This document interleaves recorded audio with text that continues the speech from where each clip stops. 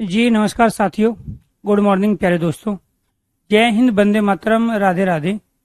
आज की जो हमारी क्लास है उसमें टॉपिक है भक्ति काल। और भक्ति काल के अंदर अब तक हमने ज्ञानाश्री शाखा के बारे में जानकारी ली। अब शुरू करते हैं प्रेमाश्री शाखा अर्थात सूफी काव्य धारा। प्रेमाश्री शाखा के प्रमुख कवि मलिक मोहम्मद जायसी हैं। प्रमुख का मतलब ये है कि प्रेमाश्री शाखा में जितने भी कवि हुए उनमें सबसे ज्यादा नाम जो फेमस हुआ इनकी रचनाओं के कारण और एक अलग शैली में लिखने के कारण, वो मलिक मोहम्मद जायसी। तो जायसी का पूरा नाम क्या था? मलिक मोहम्मद जायसी। तो प्रेमाश्री शाखा के अंतर्गत परमात्मा और पुरुष, परमात्मा और जीवात्मा अर्थात जीव को स्त्री पुरुष के आधार पर परिभाषित करके उनके मिलन का अर्थात प्रेम के माध्यम से परमात्मा को पाने का एक अलग मार्ग बताया गया, जिसकी वजह से इसका नाम पड़ा प्रेमाश्रय अर्थात प्रेम का आश्रय लेकर। तो जहाँ प्रेम का आश्रय लेकर, प्रेम को आधार बनाकर परमात्मा तक पहुंचने, परमात्मा की भक्ति करने का मार्ग प्रस्तुत किया, वो था सूफी काव्य धारा। इस शाखा को प्रेम मार्ग माना गया क्योंकि प्रेम से ईश्वर की प्राप्ति होती है। इसमें प्रेम से ईश्वर की प्राप्ति के कारण इसको प्रेमा मार्गी कहा गया, अर्थात प्रेम का आश्रय लेकर परमात्मा का भजन करना इसकी सबसे बड़ी विशेषता रही। भक्ति काल की सूफी काव्य धारा में ही परमात्मा को स्त्री और आत्मा को, परमात्मा को क्या माना गया? स्त्री। और आत्मा को क्या माना गया? आत्मा को माना गया पुरुष। यानी कि जो पुरलिंग शब्द हैं उसको स्त्री बनाया गया और जो स्त्रीलिंग शब्द हैं उसको पुरलिंग बनाया गया। तो यहाँ परमात्मा को स्त्री और आत्मा को पुरुष के रूप में चिन्हित किया गया। कई बार क्वेश्चन ये भी पूछा जाता है कि इसके अंतर्गत स्त्री किसको माना गया था? परमात्मा को, जीव को, या जीवात्मा को, या फिर आत्मा को? तो राइट आंसर क्या है? जीवात्मा और आत्मा एक ही है। सूफी संतों की जो शैली थी वो थी मनस्वी शैली। सूफी संतों की शैली, एक लिखने का अलग स्टाइल था सूफी संतों को कि तो ये क्या है अपने आप में? यहाँ मनस्वी शैली। रामकुमार वर्मा ने मुल्ला दाऊद को प्रेमाख्यान परंपरा का प्रवर्तक माना। अलग अलग व्यक्तियों ने, इनके बारे में हम कल आपको चर्चा कर चुके हैं। तो यहाँ पे रामकुमार वर्मा ने मुल्ला दाऊद को यहाँ पे प्रेमाख्यान परंपरा का प्रवर्तक माना था। अर्थ प्रवर्तक का मतलब होता है जनक। तो यानी कि रामकुमार वर्मा के अनुसार सबसे प्रमुख जो कवि रहे हैं प्रेमाश्री शाखा में वो थे मुल्ला दाऊद। अब अलग अलग व्यक्तियों ने अलग अलग माना है। प्रथम कवि इसके बारे में बताए थे आपको कि गणपति चंद्र शुक्ल के द्वारा ऐसाई थे। आचार्य रामचंद्र शुक्ल के अनुसार कुतुबन थे, रामकुमार वर्मा के अनुसार मुल्ला दाऊद, हजारी प्रसाद द्विवेदी के अनुसार ईश्वर दास। और इनकी ये प्रसिद्ध रचनाएं हैं। असाइद की है हंसावली, बहुत बार पूछी गई है। कुतुबन मर्गावती, गलत नहीं करना है। मुल्ला दाऊद चंद्रायन, ज्यादातर बच्चे इसी को गलत करते हैं, कुतुबन चंद्रायन बना देंगे, मुल्ला दाऊद मर्गावती। तो ध्यान रखना है कुतुबन की रचना है मर्गावती, ठीक। तो ये आपको ध्यान रखना है। मुल्ला दाऊद की रचना कौन सी है? चंद्रायन है। इसके बाद प्रेमाश्री शाखा के प्रमुख कवियों और उनकी भाषाएं एक बार रिवीजन कर लेते हैं, उसके बाद वहीं पे चलते हैं ज्ञानाश्री पे। असाइत हंसावली है, नंददास रूप मंजरी है, मलिक मोहम्मद जैसी पद्मावत रचना, ठीक है। इसके बाद अखरावट रचना, आखिरी कलाम है, कन्हावत है, चित्ररेखा है, कहरनामा है। ये सारी पूछी जा चुकी हैं। मुल्ला दाऊद की रचना चंद्रायन है, कुतुबन की रचना मर्गावती है। केवल रूप मंजरी ब्रज भाषा में लिखी गई, बाकी सारी की सारी रचनाएं अवधी भाषा में लिखी गई। असाइद की हंसावली राजस्थानी भाषा में है और बाकी सारी की सारी रचनाएं हमारी किसमें हैं? अवधी भाषा में, प्रेमाश्री शाखा की। ईश्वरदास सत्यवती कथा है, कासिम शाह हंस जहावरी, मंजन है मधुमालती, बहुत बार पूछा गया मधुमालती रचना, ठीक है। शेख नबी ज्ञानदीप है, उस्मान की चित्रावली, ठीक है। नूर मोहम्मद की है इंद्रावती। ये सारे के सारे अवधी भाषा में लिखी गई रचनाएं। रामचंद्र शुक्ल ने पद्मावत को समासोक्ति कहा है। जायसी को हेतु उत्प्रेक्षा था, उत्प्रेक्षा का बादशाह कहा जाता है। मुल्ला दाऊद को हिंदी का प्रथम सूफी कवि माना जाता है। इन्होंने ठेठ अवधि में अपनी रचनाएं ली मुल्ला दाऊद ने। रामचंद्र शुक्ल ने प्रेमाख्यान परंपरा का हिंदी का प्रवर्तक प्रथम कवि कुतुबन को माना है। प्रवर्तक और प्रथम कवि कौन है? रामचंद्र शुक्ल के अनुसार कुतुबन। सगुण काव्य धारा के अंतर्गत इस शाखा के अंतर्गत ईश्वर के मूर्ति रूप की उपासना की गई है। सगुण काव्य धारा दो शाखा थी, एक रामाश्री और एक है कृष्णाश्री। तो यहाँ राम का आश्रय लेके जो बात कही गई वो रामाश्री है, कृष्ण को आधार बना के कृष्ण का आश्रय लेके जो बात कही गई वो कृष्णाश्री है। रामाश्री शाखा, इस शाखा के कवि मर्यादा पुरुषोत्तम राम को अपना आराध्य देव मानते हैं। तो इसमें राम को अपना आराध्य देव माना गया, तो वो क्या कहलाए? रामाश्री शाखा कहलाए। तो राम भक्ति धारा के प्रतिनिधित्व कवियों में से तुलसीदास जी को माना जाता है। तो इसके साथ साथ इन तमाम रचनाओं के बारे में हम कल चर्चा कर चुके थे। आज आ जाते हैं हम ज्ञानाश्री शाखा, कृष्ण भक्ति, ये भी हो चुका है। सूरदास, हाँ ये नहीं हुआ है, ये आ जाते। कृष्णाश्री शाखा है, इस शाखा के कवि है भगवान श्री कृष्ण। तो श्री कृष्ण की आराधना करने के कारण इसको कृष्ण आश्रित अर्थात कृष्णाश्री शाखा कहा गया। उन्हें अपना आराध्य देव मानकर रचनाएं लिखा करते थे। इस शाखा के मुख्य प्रवर्तक जो है बल्लभाचार्य है। तो जो बल्लभाचार्य हैं वो सूरदास के गुरु रहे हैं, ये आपको ध्यान रखना है। प्रवर्तक है बल्लभाचार्य, कृष्ण भक्ति शाखा के प्रतिनिधित्व कवि रहे हैं सूरदास। यही दो क्वेश्चन आपको वहां पे पेपर में मिलेंगे। जब आप प्रवर्तक पूछता है तो राइट आंसर है बल्लभाचार्य, क्योंकि सूरदास के गुरु का नाम बल्लभाचार्य था।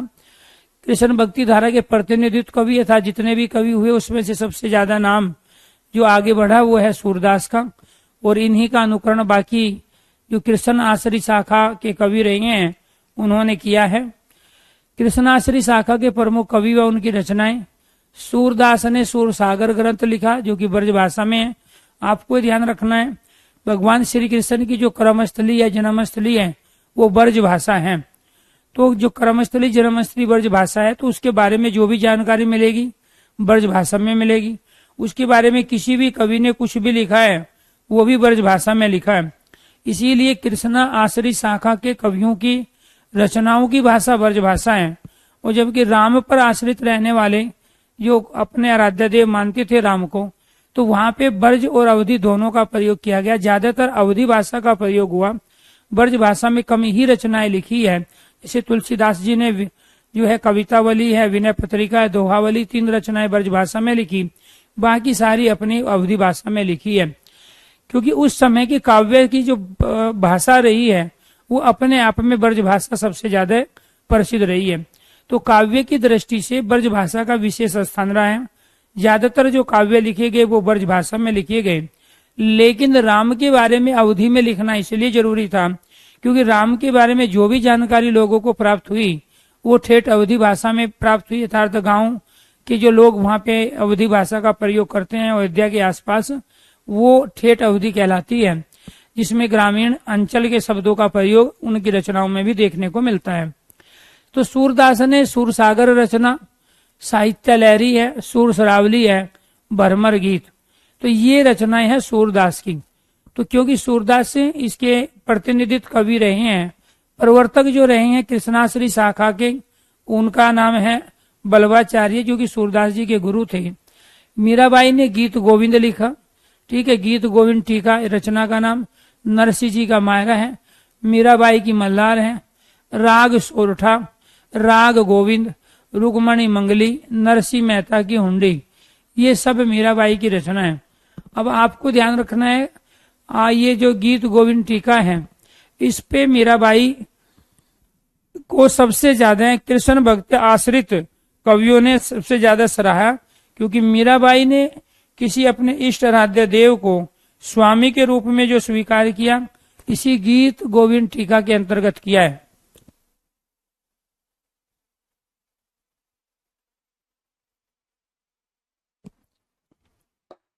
जी, तो यहाँ आपको ध्यान रखना है जो रचनाएं हैं इनको देके इनको पूछ लेगा, इनको देके इनको पूछेगा। रस खान, अब पहला क्वेश्चन हमारा बना कि कृष्णाश्री शाखा के प्रमुख कवि कौन है। या कृष्ण से संबंधित रचनाएं किस किसने लिखी, कृष्ण को आश्रय किस किसने बनाया अपनी रचनाओं में। ठीक है, सूरदास, मीराबाई, रसखान, नरोत्तम दास, श्री भट्ट, कुंभन दास, बल्लभाचार्य, कृष्ण दास, नंददास, ये सारे कृष्ण भक्त कवि कहलाए। और इनकी रचनाओं में रसखानी की रचना प्रेम वाटिका है, सुजान रसखान है, और दान लीला। तो प्रेम वाटिका, सुजान रसखान, दान लीला ये रसखानी की रचना है। नरोत्तम दास सुदामा चरित है, ध्रुव चरित, तो ध्रुव चरित और सुदामा चरित नरोत्तम दास की रचना है। श्री भट्ट युगल शतक, तो युगल कौन है यहाँ, भगवान श्री कृष्ण और राधा। तो जहां जो है प्रेम और प्रेमिका, प्रेमी और प्रेमिका, या फिर कहे पति और पत्नी, जहां दो युगल जो स्त्री पुरुष के रूप में उपस्थित हो उनका वर्णन किया जाता है तो उसको युगल बोलते हैं। तो युगल शतक श्री भट्ट। कुंभन दास है, फुटकल पद है, फुटकल पद होते हैं जगह जगह से विषय के अलग अलग विषय पर लिखे गए जो पद थे उनको फुटकल पद कहते हैं। किसी एक विषय पे बहुत सारे पदों को ना लेकर अलग अलग विषय पे जो पद लिखे गए वो फुटकल पद कहलाए। जैसे संस्कृत के अंतर्गत नीति शतक के अंतर्गत राजा भरथरी ने अलग अलग विषय को आधार बना के अपने श्लोक लिखे, ऐसे ही कुंभन दास ने फुटकल पदों की रचना की। बल्लभाचार्य तत्वदीप निबंध है, अणुभाष्य है। तो आपको ध्यान रखना है यहाँ टीका का मतलब ये है और एक यहाँ भाष्य शब्द कि इन इसी विषय पर सेम और इन्हीं टाइटल से जो पहले नाम रहे हैं प्रसिद्ध उसी को और सरल भाषा में लिखा गया। तो गीत गोविंद की जो टीका है ये गीत गोविंद रचना जयदेव की है जो कि संस्कृत के प्रसिद्ध कवि रहे हैं। तो जयदेव जो संस्कृत के प्रसिद्ध कवि है जिन्होंने भगवान श्री कृष्ण की लीलाओं का वर्णन गीत गोविंद के अंदर किया है, साथ के साथ जम्मू एंड कश्मीर की प्राकृतिक सुंदरता का वर्णन गीत गोविंद में जयदेव ने किया। लेकिन उस पर टीका लिखने का काम किसने किया, मीराबाई ने।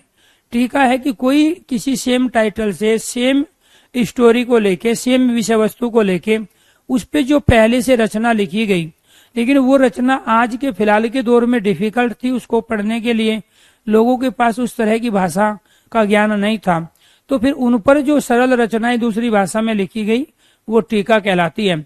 ऐसे यहाँ अणुभाष्य है। तो भाष्य का मतलब यहाँ ये हुआ कि इसी से संबंधित एक रचना पहले लिखी गई सेम विषय पर सेम टाइटल पर, लेकिन उसको सरल किया गया दूसरी भाषा में, तो उसको क्या कहा गया यहाँ अणुभाष्य। तो बल्लभाचार्य अपने आप में दार्शनिक रहे हैं तो इन्होंने ज्यादातर अपनी दार्शनिक ही रचनाएं लिखी है जिसमें दर्शन से संबंधित विषयों को उठाया गया। एक रचना है तत्वदीप निबंध, दूसरी है अणुभाष्य, पूर्व मीमांसा भाष्य। इसके बाद है जुगल मानचित्र प्रेम रतन। तो जुगल युगल शब्द का यहाँ जुगल शब्द बना दिया गया, जैसे यमुना का यमुना हो जाता है, क्योंकि आपको ये ध्यान रखना है ब्रज भाषा में य के स्थान पर हम जय का प्रयोग करते हैं। जैसे इससे क्या बन गया शब्द यमुना और यहाँ पे क्या बन जाएगा जमुना, तो ये जमुना शब्द ब्रज भाषा का है। ऐसे युगल का जो बना जुगल, तो उसमें भी हमने क्या किया, भगवान श्री कृष्ण और राधा के चरित्र का वर्णन किया है। जो जुगल मानचित्र अर्थात प्रेम तत्व, ये दो रचना कृष्णदास। नंददास की रचना है रस मंजरी, रूप मंजरी, भरवर गीत, सुदामा चरित, वीर्य मंजरी, रुक मणिमंगल, मान मंजरी और राम पंचाध्यायी। ये सारी की सारी नंददास की रचनाएं हैं जो कि ब्रज भाषा में लिखी गई और इन सब में भगवान श्री कृष्ण की आराधना को अलग अलग तरह से प्रदर्शित किया गया। सूरदास को कृष्ण भक्ति काव्य का सबसे प्रसिद्ध काव्य माना जाता है। ठीक है, ये आपको ध्यान रखना है। सूरदास कृष्ण भक्ति शाखा के सबसे प्रसिद्ध कवि हैं, ये आपको ध्यान रखना है। साहित्य लहरी को हिंदी में काव्य शास्त्र की प्रथम पुस्तक माना जाता है। तो सूरदास के द्वारा जो साहित्य लहरी लिखी गई, सूरदास अपने आप में 3 वजह से फेमस हुए। एक तो इन्होंने विरह का जिस तरह का वर्णन किया है ऐसा वर्णन किसी दूसरे ने नहीं किया है। इसके बाद वात्सल्य और इसके बाद भरमर गीत की परंपरा।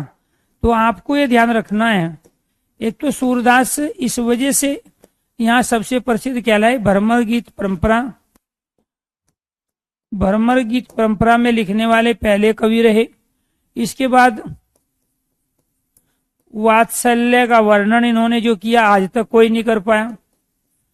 इसके बाद विरह का जो वर्णन किया, विरह वर्णन, जब श्री कृष्ण छोड़ के चले गए थे, ठीक है, राधा को, तो वो जो विरह वर्णन हुआ है, वात्सल्य का जो वर्णन है, जो भ्रमर गीत की परंपरा की शुरुआत, एक नई रीति से लिखने की शुरुआत इन्होंने की है, उसकी वजह से सूरदास कृष्ण भक्ति काव्य में सबसे ज्यादा प्रसिद्ध रहे। इनकी जो दूसरी रचना है साहित्य लहरी, उसको हिंदी में काव्य शास्त्र की प्रथम पुस्तक माना जाता है। तो काव्य शास्त्र की प्रथम पुस्तक कौन सी है? काव्य शास्त्र की प्रथम पुस्तक सूरदास की साहित्य लहरी है। जबकि संस्कृत में काव्य शास्त्र की पहली पुस्तक है काव्य अलंकार, जो कि भामा की रचना है। संस्कृत में एक काव्य शास्त्री हुए जो अलंकार के भी जनक कहलाते हैं, भामा, आचार्य भामा। इन्होंने एक पुस्तक लिखी थी, उसका नाम था काव्य अलंकार। तो संस्कृत की काव्य अलंकार की पहली पुस्तक है काव्य अलंकार आचार्य भामा की, लेकिन हिंदी में काव्य शास्त्र की जो पहली पुस्तक मानी जाती है वो है साहित्य लहरी। सूरदास को श्रृंगार व वात्सल्य रस का सम्राट कहा गया। श्रृंगार और वात्सल्य, इन दो रसों का सम्राट राजा किसे कहा गया? सूरदास को। मीराबाई को हिंदी की आदि कवित्री कहा जाता है, क्योंकि इससे पहले कोई भी हिंदी के अंतर्गत लेडीज लेखिका या कवि नहीं हुई, इसलिए मीराबाई को हिंदी की आदि कवित्री कहा जाता है। आधुनिक मीराबाई महादेवी वर्मा को कहा जाता है। दक्षिण भारत की मीरा कहा जाता है गोदा भगतनी को, जिसका दूसरा नाम आंडाल है। तो ये प्रथम कवित्री भी है। नंददास को जड़िया कवि कहा जाता है। कई बार क्वेश्चन पूछा गया, जड़िया कवि, नंददास को जड़िया कवि कहा जाता है। इनके विषय में प्रसिद्ध उक्ति है, और कवि गढ़िया, और कवि चीजों को गढ़ते हैं और नंददास चीजों को सही जगह पर जो है जड़ते हैं। तो यहाँ पे और कवि गढ़िया और नंददास जड़िया। तो जड़िया कवि का मतलब है कि किसी बात को जचा देना, अर्थात मौके पे सही तरह की बातों को कह देने वाला व्यक्ति जड़िया कहलाता है। अगर यहाँ तक की चीजें आपको समझ में आ गई है तो एक बार सारे स्टूडेंट ओके कीजिए, यस कीजिए। यहाँ तक अगर चीजें क्लियर हैं तो एक बार सारे स्टूडेंट ओके कीजिए, यस कीजिए। क्योंकि ये क्वेश्चन ऐसा नहीं है, बार बार हिंदी साहित्य के इतिहास में सबसे ज्यादा रिपीट होने वाले प्रश्नों में से ये।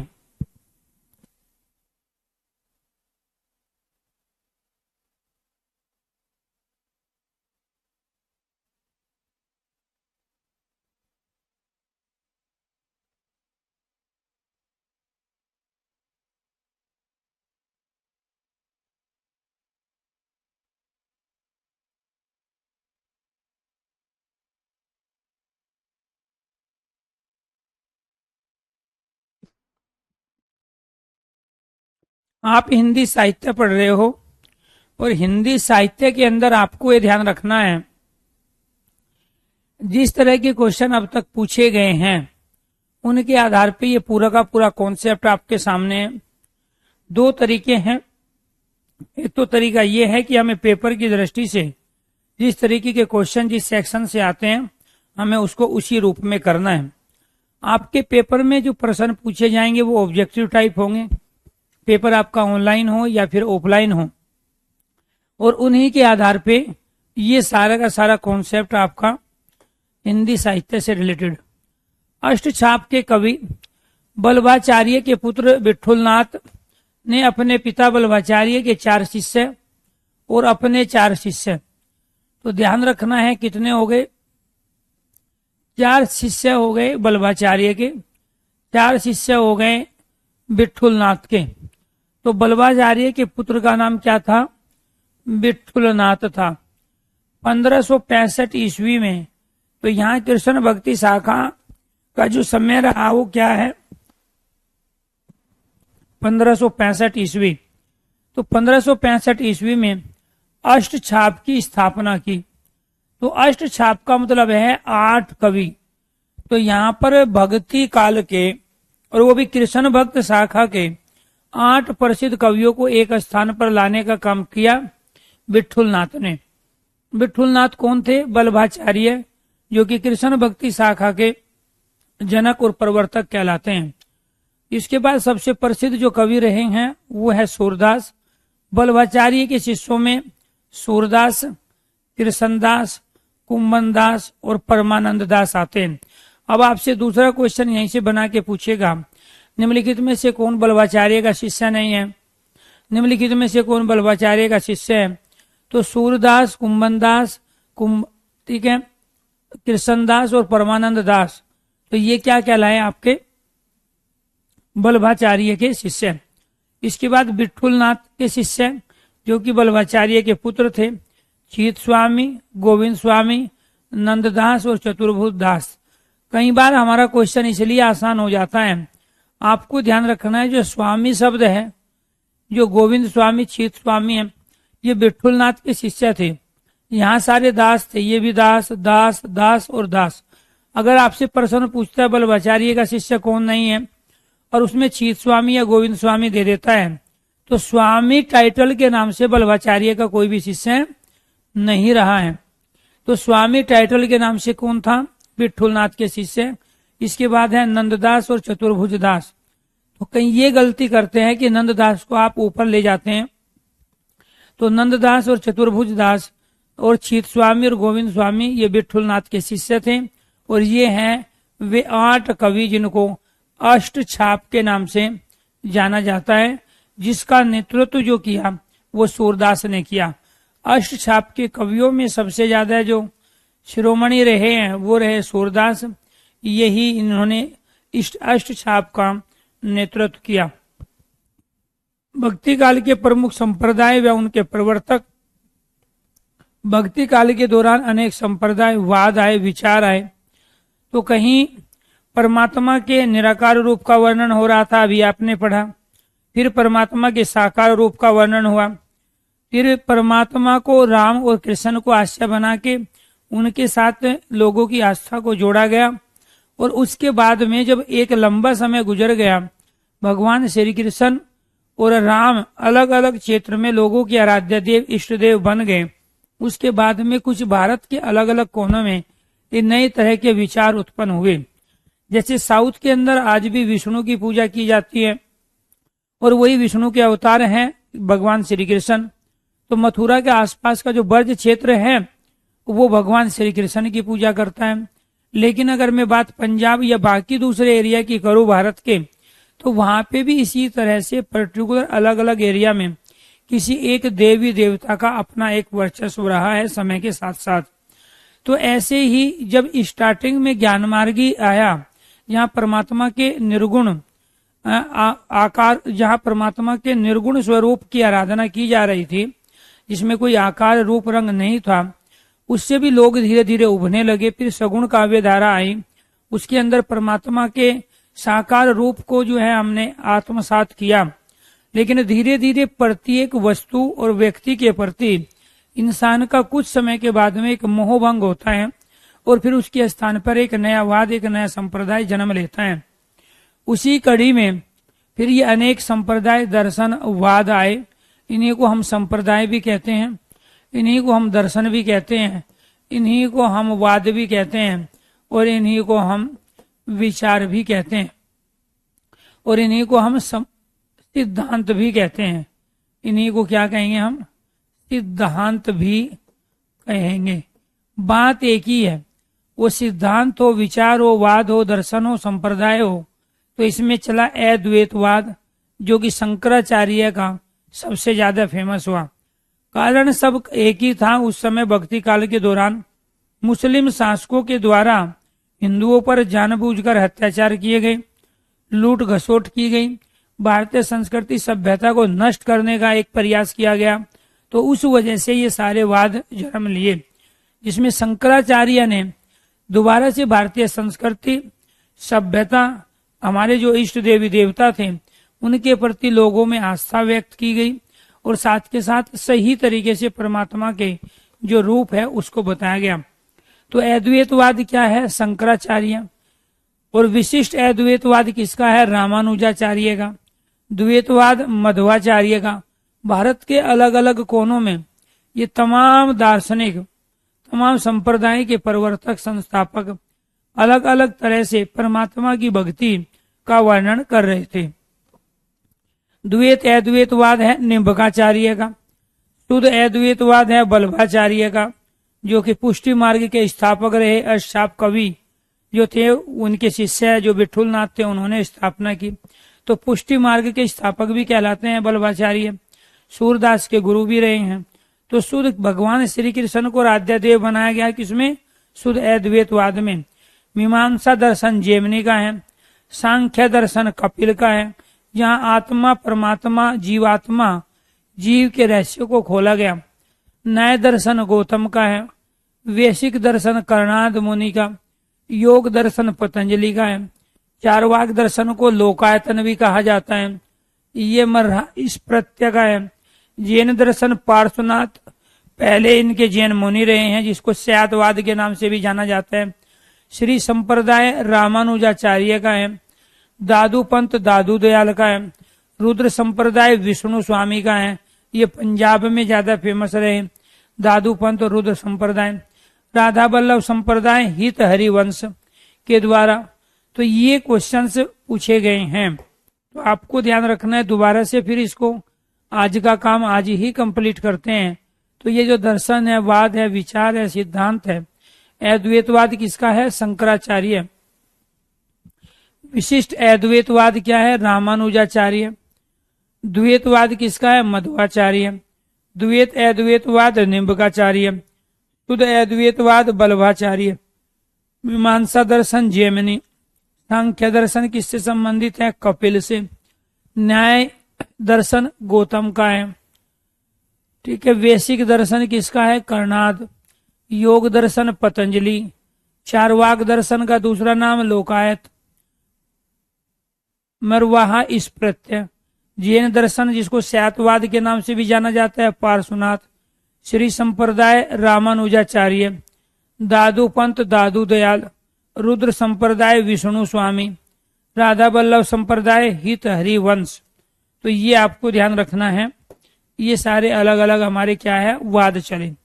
अब समस्या क्या है, जब भी हम हिंदी साहित्य का इतिहास पढ़ते हैं तो हर किसी की इच्छा होती है बहुत ज्यादा डिटेल में, बहुत ज्यादा कॉन्सेप्ट के साथ अपने आप को जोड़ने की।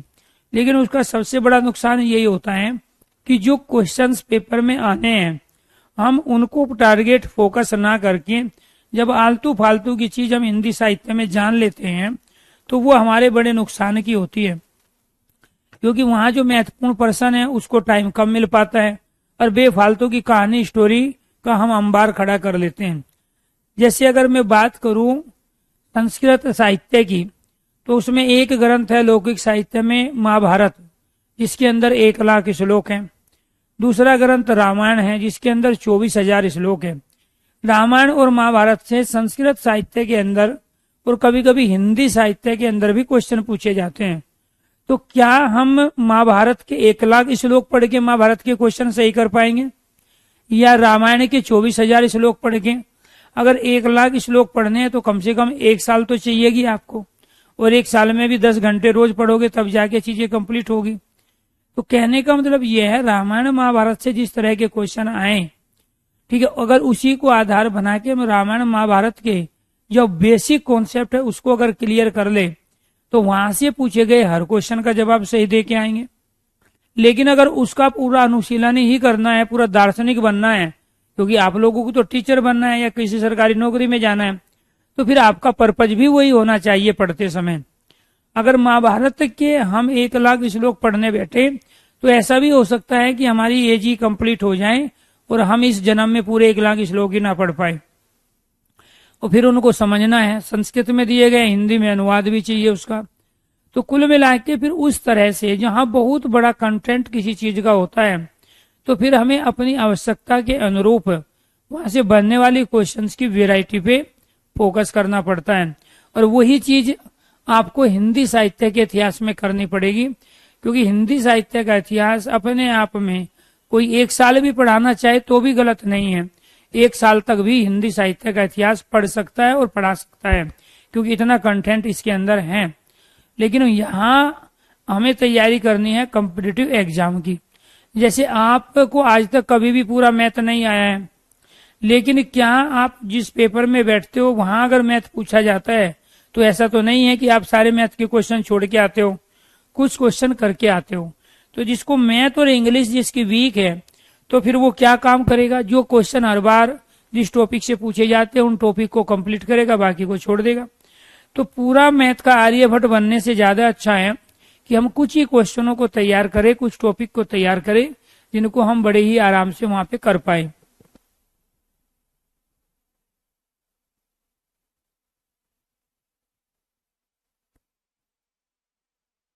सेम इसी तरीके से हम अपने आप को हिंदी साहित्य के इतिहास से फ्री कर रहे हैं। उत्तर मध्यकाल किसको कहते हैं, रीति काल को। ये रीति काल, उत्तर मध्यकाल नाम किसने दिया था, रामचंद्र शुक्ल ने।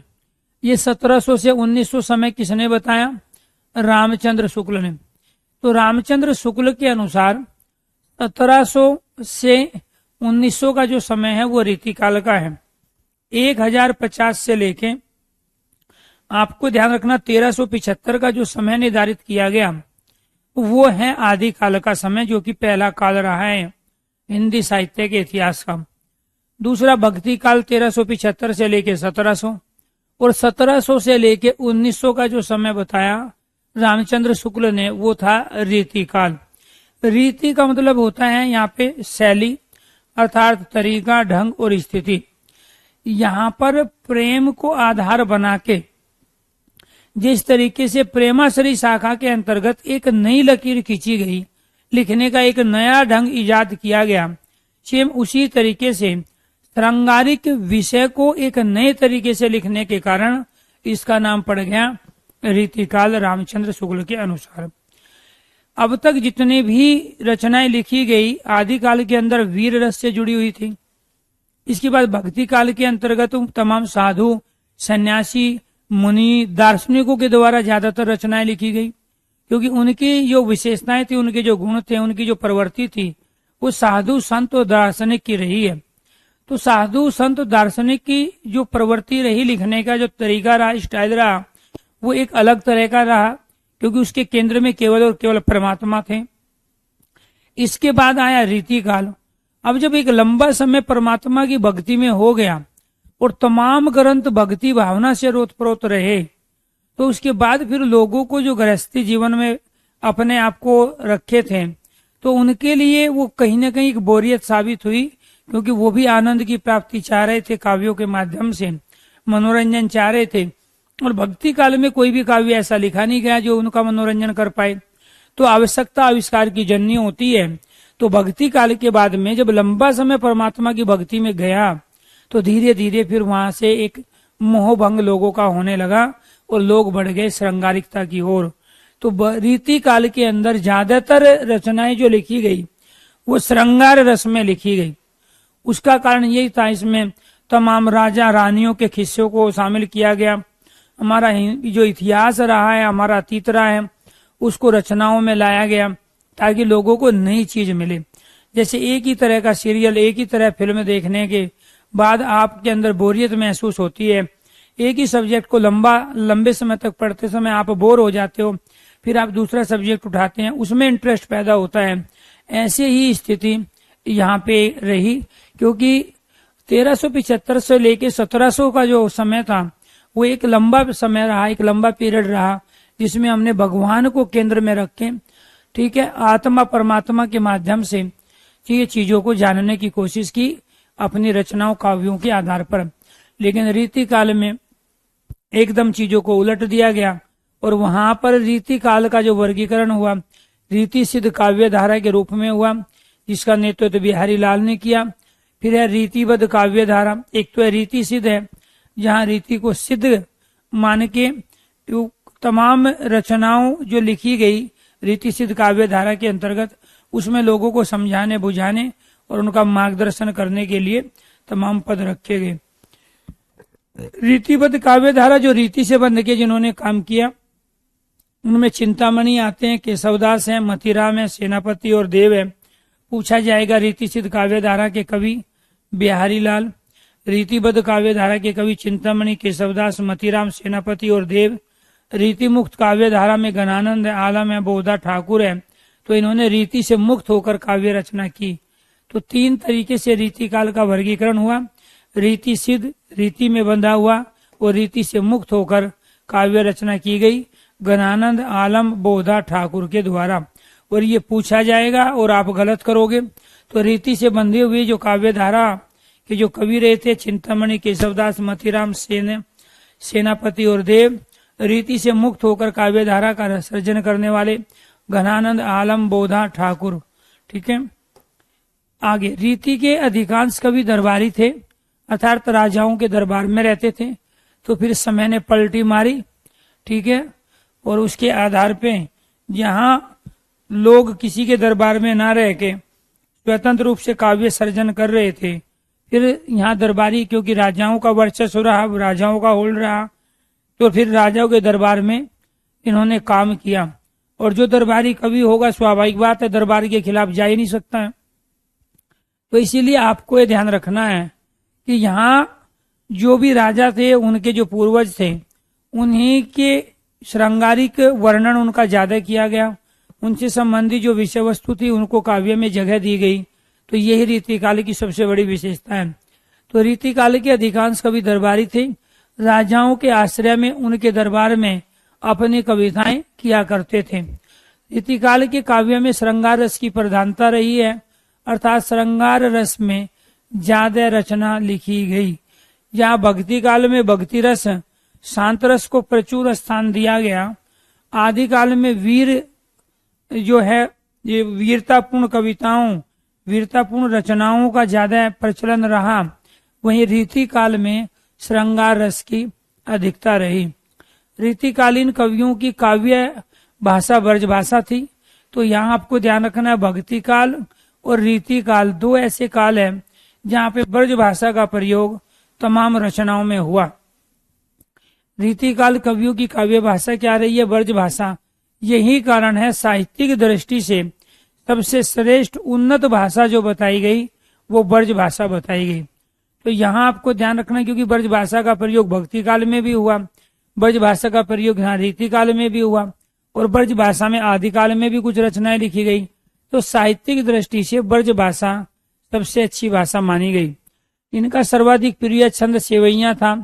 तो सेवैया एक वर्णिक छंद है हिंदी का। मात्रिक छंद होते हैं जहाँ मात्रा लघु गुरु मात्रा के आधार पे जो पहचान करते हैं छंद की, वो मात्रिक छंद कहते हैं। जैसे दोहा, सोरठा, बरवे, चौपाई, ठीक है, उल्लाला, रोला, ये सब क्या है? छप्पे, ये मात्रिक छंद है। और सेवैया है, मनहरण है, घनाक्षरी है, कवित है, ये वर्णिक छंदों में आते हैं। तो यहाँ सेवैया इनका प्रिय छंद रहा है। ब्रज भाषा का प्रयोग हुआ, छंद में सेवैया का प्रयोग रीति काल में किया गया। रीति काल के प्रमुख कवि और उनसे संबंधित जो दरबार रहे वो कौन कौन से हैं? जैसे बिहारी, ये जयपुर नरेश आमेर के दरबार में रहे हैं, बिहारी लाल।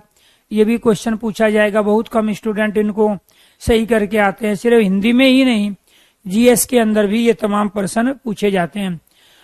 तो बिहारी जयपुर नरेश आमेर, चिंतामणि नागपुर के दरबार में, केशवदास ओरछा के दरबार में, भूषण पन्ना के दरबार में मध्य प्रदेश, भिखारीदास प्रतापगढ़ अवध, बोधा पन्ना मध्य प्रदेश, कुलपति जयपुर राजस्थान, देव पिहानी मतीराम बूंदी राजस्थान, रघुनाथ काशी उत्तर प्रदेश। तो इस समय काशी, बूंदी, पिहानी, जयपुर, पन्ना, प्रतापगढ़, अवध, पन्ना, ओरछा, नागपुर, जयपुर में अलग अलग राजाओं का जो है सिंहासन था, अलग अलग राजाओं का राज था। और उन राजाओं के राज में उनके दरबार में ये तमाम कवि थे जिनके दरबार में रख के कविता पाठ करते थे, रचनाओं को लिखते थे। तो ये आपको दोबारा से फिर एक बार देखना है ताकि आज का काम आज ही खत्म करे। कुछ बच्चे पढ़ते समय केवल चीजों को इकट्ठा करने में लगे होते हैं और दोबारा आपकी लाइफ में कभी वो समय आपको मिलेगा ही नहीं कि आप इनको सही ढंग से दोबारा पढ़ पाओ। तो कोशिश करो पढ़ते समय थोड़ा सीरियस होके, जब आप लाइव क्लास अटेंड कर रहे हो तो आज का काम आज ही खत्म करना है, क्योंकि ये केवल हिंदी में ही नहीं, जीएस में भी ये तमाम क्वेश्चन पूछे गए हैं। बिहारी जो है जयपुर नरेश आमेर के दरबार में, चिंतामणि नागपुर महाराष्ट्र, केशवदास ओरछा, भूषण पन्ना, भिखारीदास प्रतापगढ़ अवध, बोधा पन्ना, कुलपति जयपुर, ठीक है, देव पिहानी, मतीराम बूंदी के राजा के दरबार में, रघुनाथ काशी के दरबार में। रीतिकाल के नामकरण को लेकर विद्वान एक मत नहीं है, यहाँ विद्वानों का मतभेद है। रीतिकाल का नामकरण करने वाले विद्वान रामचंद्र शुक्ल, तो रामचंद्र शुक्ल ने रीतिकाल नाम दिया किसको? उत्तर मध्य काल को, ठीक है, ये आपको ध्यान रखना है।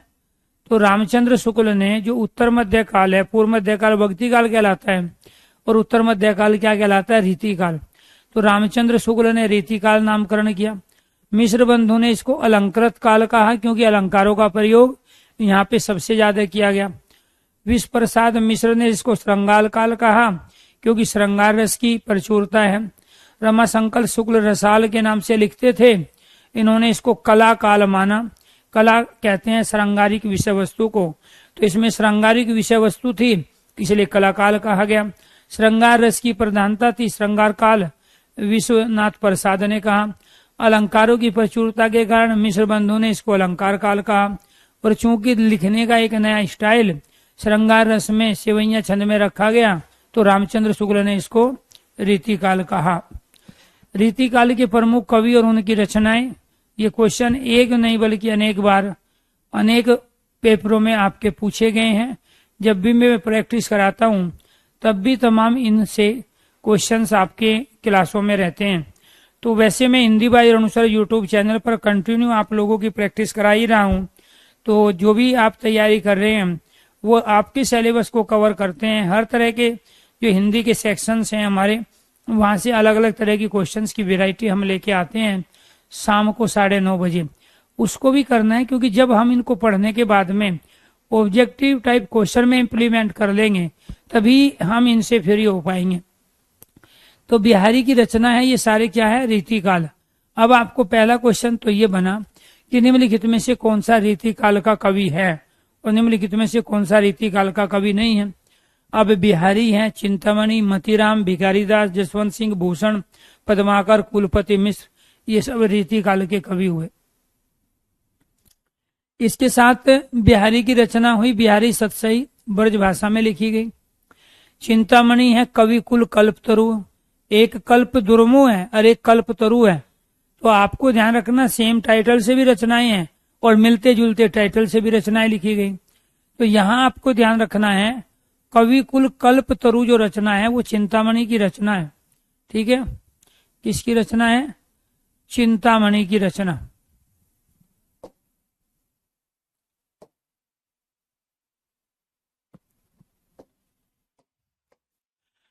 श्रृंगार मंजरी चिंतामणि, छंद विचार, रस विलास, ये सारी रचना चिंतामणि की है।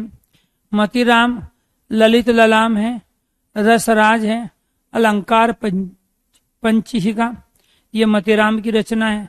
भिखारीदास काव्य निर्णय, श्रृंगार निर्णय, रस सारांश, नाम कोश और अमर कोश। छंद पर्व पिंगल, पिंगल जो है छंद शास्त्र के प्रवर्तक रहे हैं, पाणिनि के छोटे भाई थे, उन्हीं के नाम पे उन्होंने रचना लिखी भिखारीदास ने, छंद पर्व पिंगल। ठीक है, पर्व पे यहाँ मात्रा आएगी, यहाँ नहीं है, ये ध्यान रखना है। शतरंज सतिका, ये किसकी है? भिखारीदास की रचना।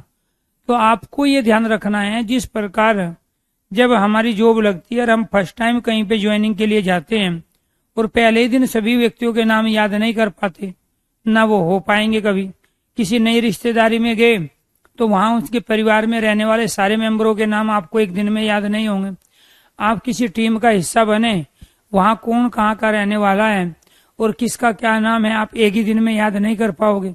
उनसे मिलोगे, जैसे जैसे मुलाकात बढ़ेगी, समय बढ़ेगा, ऐसे ऑटोमेटिक बिना किसी लॉजिक के, बिना किसी डेफिनेशन के, बिना किसी सिद्धांत के और बिना किसी भी झंझट के आप लोगों को नाम याद हो जाते हैं। सेम यही चीज इसमें भी है। बहुत सारे बच्चों के क्वेश्चन, सर जी याद कैसे करें? तो याद करने का कोई तरीका ही नहीं है, क्योंकि समझ बढ़ानी होती है।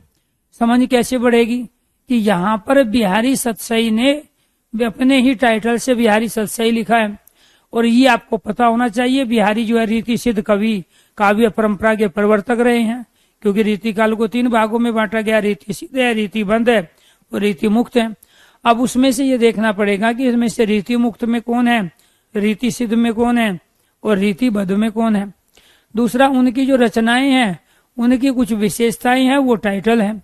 अगर मैं आपसे पूछने लगूं कि 2021 में आने वाली 10 फिल्म बताओ आप, जो 2021 में जो रिलीज हुई थी, या 2023 में जो अब तक रिलीज हो चुकी है 10 फिल्मों के नाम, तो उसको तो आपको एक नहीं 2 से 3 बार पढ़ोगे तभी तो वो चीजें याद रहेगी। तो इसीलिए इनका भी तरीका वही है, आप इनको एक नहीं बल्कि 2 से 3 बार पढ़ो, जिसको एक बार पढ़ने याद नहीं होती है चीजें। तो बिहारी ने बिहारी सतसई लिखी, चिंतामणि ने कवि कुल कल्प तरु लिखी, श्रृंगार मंजरी है, छंद विचार है, रस विलास है। मतीराम ने ललित ललाम है, रसराज है, अलंकार पंचाशिका, काव्य निर्णय, श्रृंगार निर्णय, रस सारांश, नामकोश, अमरकोश रचना, छंद पर्व पिंगल है, शतरंज सतिका। जसवंत सिंह की रचना है भाषा भूषण, प्रबोध चंद्रोदय, अप्रोक्ष सिद्धांत, आनंद विलास। ठीक है, भूषण की रचना है शिवराज भूषण, शिवा बावनी, छत्रसाल दशक। तो ये शिवाजी और छत्रसाल जो उनके पुत्र रहे हैं शिवाजी के, उन्हीं के टाइटल पे लिखी है भूषण ने। पद्माकर है पद्माभरण, जगत विनोद, गंगा लहरी, प्रबोध 50। ये पद्माकर की रचना है। कुलपति मिश्र, रस रहस्य, संग्राम सार, मुक्ति तरंगणी। ये क्या है, कुलपति मिश्र की रचना। केशवदास की रचना है रामचंद्रिका, विज्ञान गीता। ये आध्यात्मिक ग्रंथ है। ये क्या है, आध्यात्मिक ग्रंथ है। कवि प्रिया, रसिक प्रिया, रतन बावरी, जहांगीर जस चंद्रिका, वीर सिंह देव चरित्र। ये सब क्या है, केशवदास की रचना, बहुत पूछी जाती है। दोबारा से देखो, रामचंद्रिका है, ये आपको ध्यान रखना है। ये क्या है, रामचंद्रिका। ठीक है, इसके बाद विज्ञान गीता। विज्ञान गीता एक आध्यात्मिक ग्रंथ है। कवि प्रिया है, रसिक प्रिया, रतन बावरी, जहांगीर जस चंद्रिका, वीर सिंह देवचरित। फिर दुल्हे कवि कुल कंठाभरण। अब कंठाभरण के नाम से जो है जगन्नाथ की भी रचना है, भोज की भी है, लेकिन यहाँ कवि कुल कंठाभरण दुल्हे की रचना है। बोधा क्या है, विरह वागीश, इश्क नामा, ये बोधा की रचना है। गणानंद सुजान हित, प्रबंध वियोग, बेली प्रीति प्रवास, इश्क लता, यहाँ है इश्क नामा, बोधा की रचना। और ये इक्ष्लता किसकी रचना है, ये घनानंद की। ठीक है, तो इक्ष्लता पदावली घनानंद, सुजान सार घनानंद, घनानंद कवित, सुजान शतक, सुंदरी तिलक, कोक सार और विरह लीला, ये घनानंद की रचना। देव की रचना प्रेम तरंग, भाव विलास, शब्द रसायन काव्य, शब्द रसायन काव्य रसायन, सुजान विनोद, भवानी विलास, कुशल विलास, देव शतक, राधिका विलास, सुख सागर, जाति विलास, अष्टयाम और रस विलास। तो अष्टयाम कई बार पूछी जा चुकी है, देव की रचनाएं।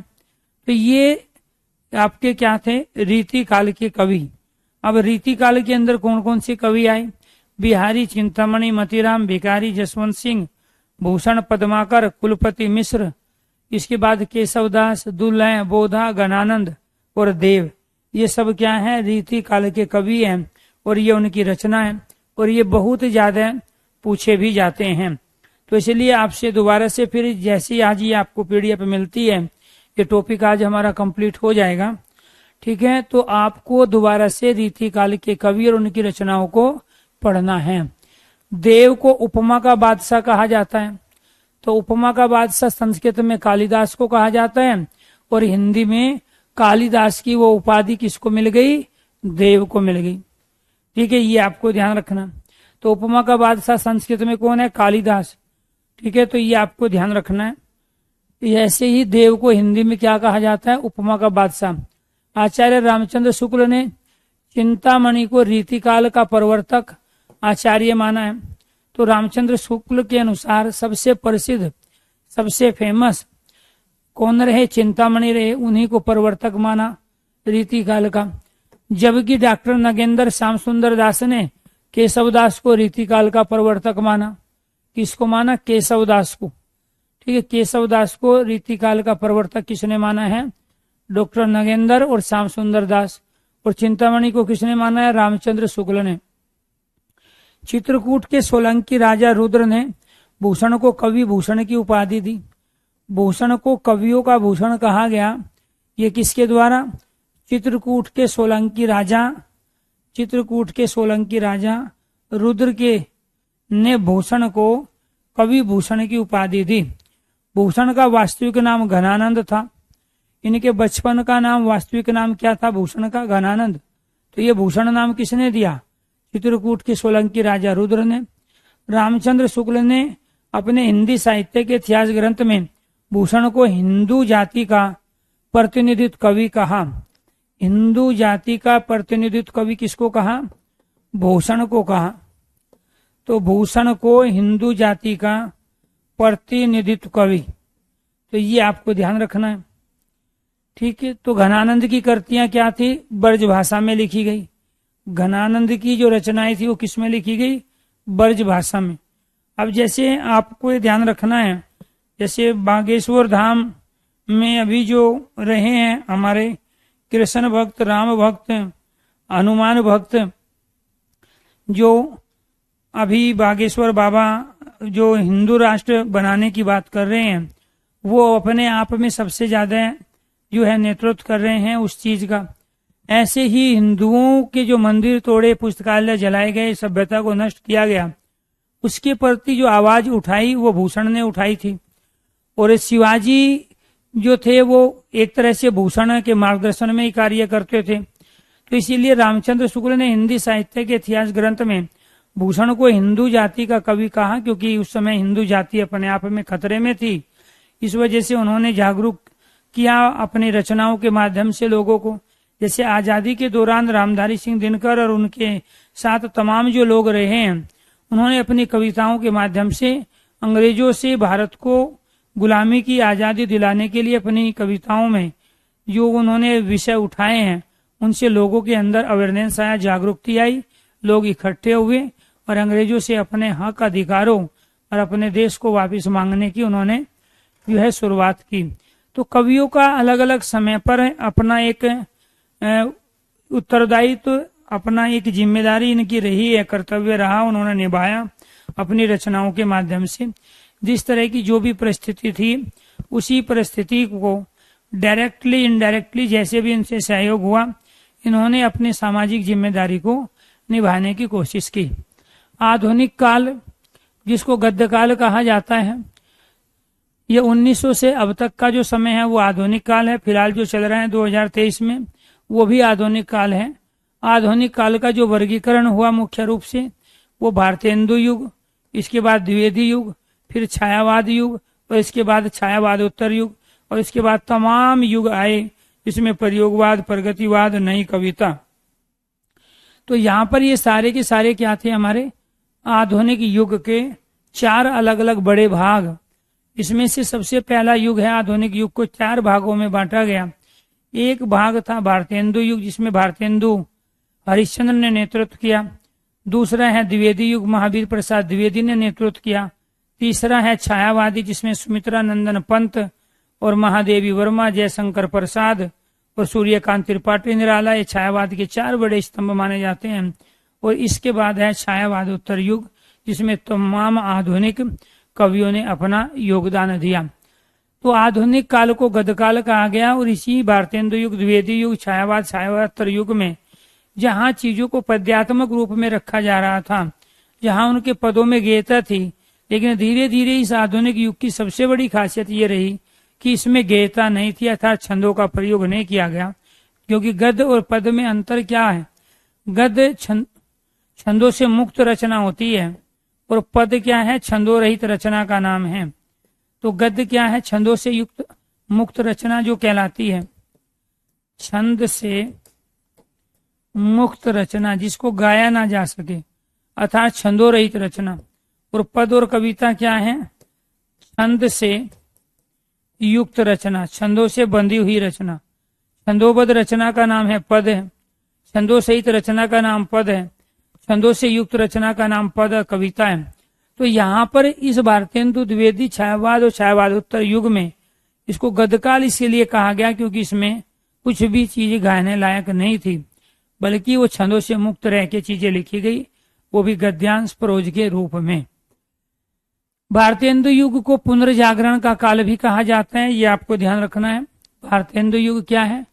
पुनर्जागरण का काल 1857 से 1900 जो ईस्वी है वो समय रहा है भारतेंदु युग का।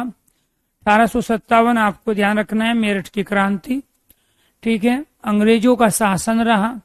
तो इन लोगों की जो लड़ाई रही वो अंग्रेजों के साथ रही। समय देखो, अगर आपको थोड़ा सा इतिहास अपने बारे में पता है कि भारत का इतिहास क्या रहा, तो ये जो समय था ये अंग्रेजों का समय था। ये वो समय था जो ईस्ट इंडिया कंपनी का शासन था। हमारे तमाम संसाधनों पर अंग्रेजों को कब्जा था। यहाँ से उनके आवश्यकता के अनुसार जो भी चीजें थी वो पानी के रास्ते जहाज में जो है विदेशों में जाती थी, और भारत के लोगों की जो स्थिति वो बड़ी दयनीय थी। ये जो समय था यहाँ पे भारत उस समय छोटे छोटे जो राजघराने थे उसमें बटा हुआ था। एक ही राजस्थान के अंदर 15 से 20 अलग अलग राजाओं का अपना होल्ड था, वर्चस्व था।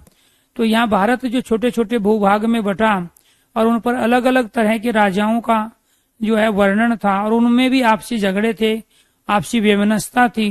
कहीं जाति बिरादरी के आधार पे वेमनस्ता रही है, तो कहीं सीमा के चक्कर में आपस में वो लड़ते रहे हैं। तो ये समय वो था रीति काल का। और उससे पहले समय वो था जब यहाँ जो बाहर से मुस्लिम आक्रांता आए और उन्होंने सब कुछ तहस नहस कर दिया। वो समय था भक्ति काल का, जब केवल इंसान को भक्ति के अलावा कुछ और आनंद मिलता ही नहीं था। क्योंकि जब आदमी के पास कुछ नहीं होता, वो संकट में होता है, समस्याओं में होता है, तो भगवान की ही भक्ति उसको सांत्वना देती है और उसको सही तरीके से मजबूत बनाए रखती है। उससे पहले का जो समय था वो था जहां आपस में हिंदू राजा ही एक दूसरे के शत्रु बने हुए थे, वीरगाथा काल, ठीक है, जिसको हम आदिकाल कहते हैं। तो जैसे जैसे इतिहास करवट लेता चला गया, उसी तरह से ये हिंदी साहित्य के इतिहास में अलग अलग समय पे अलग अलग कवियों ने उसी तरह की चीजों को यहाँ पे रखा। तो पुनर्जागरण काल क्यों कहा गया? कि भारत अपनी स्वतंत्रता के लिए अंग्रेजों की गुलामी की जंजीर को हटाने के लिए, तोड़ने के लिए यहाँ तैयार खड़ा था। और उस तैयारी में सबसे बड़ा योगदान हिंदी के जो गद्य साहित्यकार रहे थे, उन्होंने एक बड़ा रोल अदा किया। भारतेंदु युग पुनर्जागरण काल 1857 से लेकर 1900 का समय है। लेकिन आपको ध्यान रखना है, कई बार 1857 ना देके 1850 भी अगर देता है तो भी बात बिल्कुल सही है। 1800 से 1900 ईस्वी का जो समय है वो भारतेंदु युग का समय है, ठीक है, या पुनर्जागरण काल का समय। 1850 या 1857 दोनों ही बात बिल्कुल सही है। अलग अलग इतिहासकारों ने समय में थोड़ा बहुत सालों का कुछ अंतर रख के इनका काल विभाजन किया है।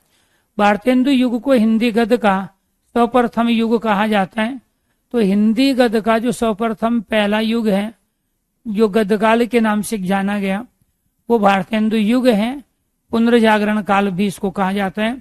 रामचंद्र शुक्ल ने हिंदी साहित्य के आधुनिक काल को गद्य काल कहा। तो यानी कि आपको ये ध्यान रखना है, आदि काल को वीर गाथा काल नाम देना, पूर्व मध्य काल को भक्ति काल नाम देना, उत्तर मध्य काल को रीति काल नाम देना और आधुनिक काल को गद्य काल नाम देना, ये सारा काम किया रामचंद्र शुक्ल ने। तो ये जो हम बार बार पढ़ते हैं, वीर गाथा काल, भक्ति काल, ठीक है, रीति काल और गद्य काल, ये चारों नाम इन कालों को रामचंद्र शुक्ल के द्वारा दिए गए। हिंदी के क्षेत्र में भारतेंदु हरिश्चंद्र, हिंदी के क्षेत्र में भारतेंदु हरिश्चंद्र के महत्वपूर्ण योगदान के कारण ही इस युग को भारतेंदु युग नाम दिया गया। इस युग में गद्य एवं काव्य दोनों शैलियों में साहित्य की सर्जन हुआ। काव्य तो पहले हो ही रहा था, लेकिन गद्य एक नई विधा आई जिसमें छंद नहीं थे, तो इसी वजह से इसको जो है गद्य काल कहा गया है, आधुनिक काल को।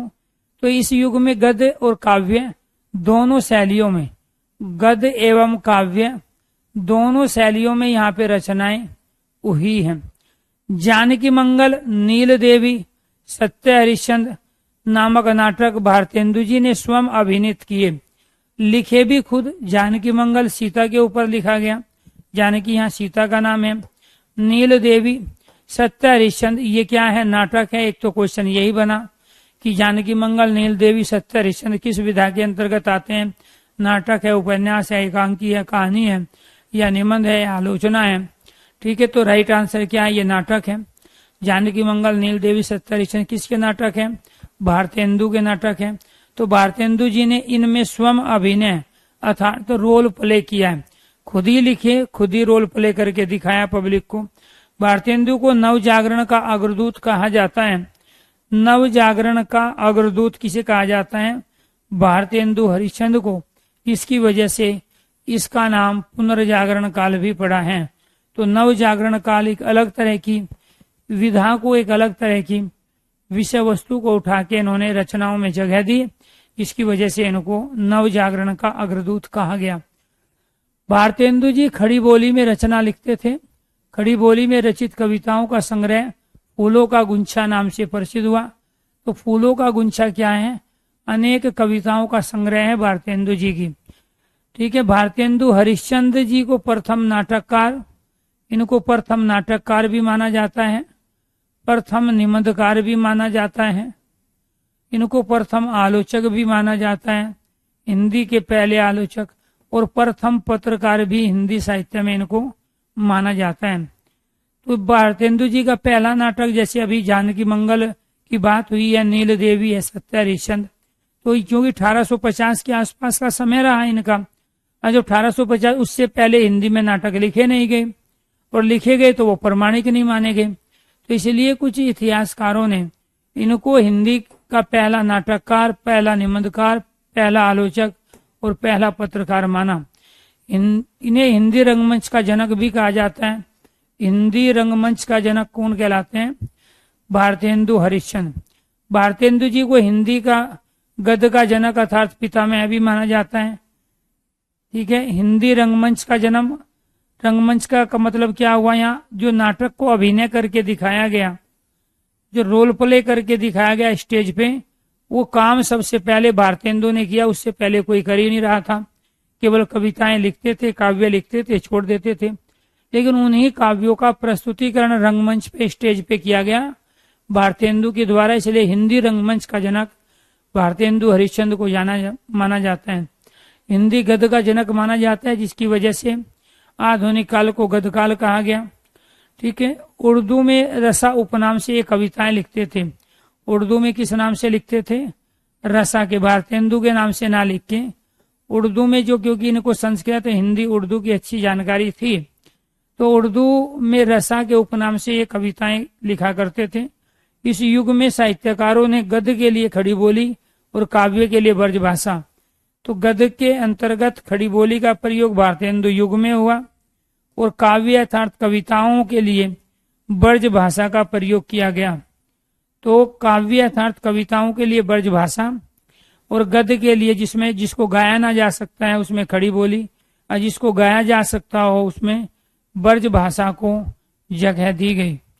भारतेंदु जी ने कवि वचन सुधा, हरिश्चंद्र मैगजीन, बाल बोधनी, ठीक है, ये इनके प्रसिद्ध जो है पत्रिका रही है। ठीक है, जो इसमें बाल बोधनी है वो अकेली एकमात्र ऐसी पत्रिका है जो महिलाओं के लिए लिखी गई। तो महिलाओं के लिए अलग से पत्रिका लिखने वाले भारतेंदु हरिश्चंद्र। हरिश्चंद्र मैगजीन का नाम बाद में हरिश्चंद्र पत्रिका हो गया था। ठीक है, बद्रीनाथ चौधरी प्रेमाघन, जो कि प्रेम घन के नाम से ये लिखते थे, इन्होंने आदम कादम्बरी नामक एक पत्रिका है। प्रताप नारायण मिश्र ने ब्राह्मण नाम से, बालकृष्ण भट्ट ने हिंदी प्रतीप, ये इनके प्रसिद्ध जो हैं पत्र पत्रिका रहे हैं। तो ध्यान ये रखना है, जो कवि वचन सुधा, हरिश्चंद्र मैगजीन, बाल बोधनी का जो संबंध है वो भारतेंदु हरिश्चंद्र जी की पत्र पत्रिकाएं, बद्रीनाथ चौधरी प्रेम घन की प्रसिद्ध पत्रिका आनंद कादम्बरी, प्रताप नारायण मिश्र की प्रसिद्ध पत्रिका ब्राह्मण, बालकृष्ण भट्ट की प्रसिद्ध पत्रिकाएं हिंदी प्रतीप, तो ये माध्यम से ब्रिटिश साम्राज्य का विरोध इन्होंने अपने इन पत्रिकाओं में जगह देके ब्रिटिश साम्राज्य का विरोध किया।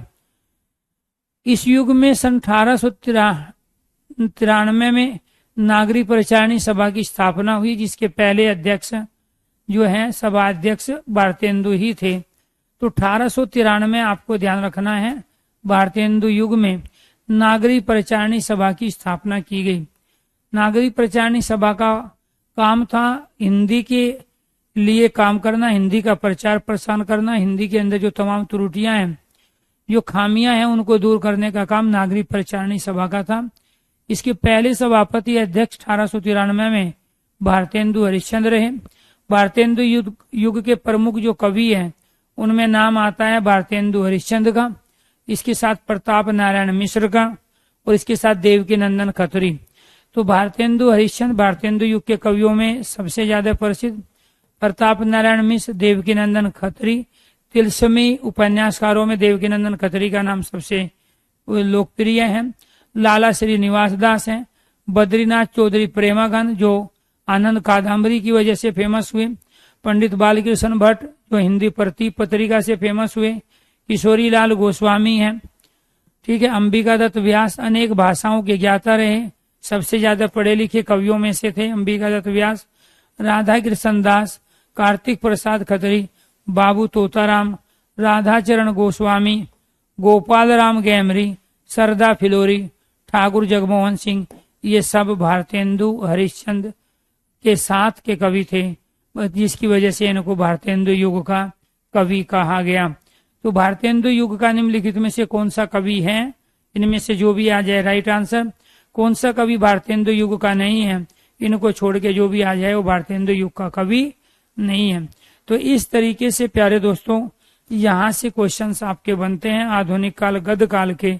बाकी इसके अलावा भी छोटी सी चीज बची है, उसको कंप्लीट करने के बाद में कल फिर इसी से जुड़ा हुआ एक नया क्वेश्चन लेंगे हम, और वो है इन तमाम कवियों की जो प्रसिद्ध पंक्तियां हैं वो भी आपके कोर्स में पूछी जाती है। कई बार तो ऐसा हुआ है टीचिंग के एग्जामों में, पंक्तियों की जो प्रसिद्ध पंक्ति होती है किसके द्वारा किस रचना से वो पंक्ति ली गई, 6 क्वेश्चन 4 क्वेश्चन प्रसिद्ध पंक्ति से ही पूछे गए हैं। तो सभी दोस्तों को नमस्कार, धन्यवाद।